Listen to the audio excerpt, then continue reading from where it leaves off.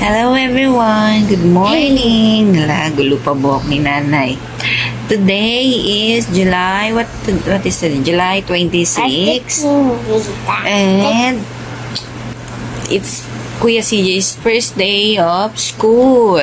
Dapat nung Monday. Kaso lang, nagkaroon ng bagyo.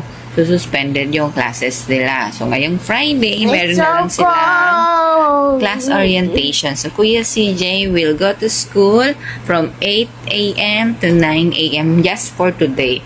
On next week, 8 a.m. to 11 a.m. na yung pasok ni Kuya. He is now Kinder 1. So, magbibihis lang po si Kuya CJ. Mamaya po ulit.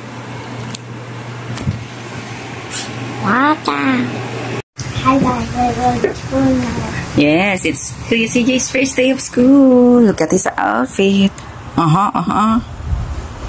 Yeah. Bye. Bye.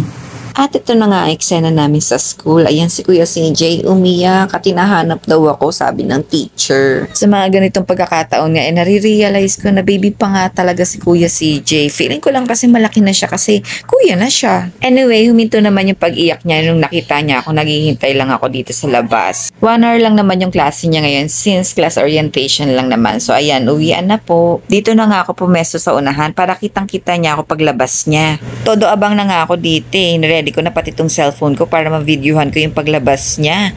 Feeling ko yung parang sasalubong ako ng nasa airport na dumating. Yun nga lang, natakpan siya ng ibang mga bata. Si Kuya, nagpahuli pala. Nakikita ko na siya dito pero yung camera ko hindi siya makita.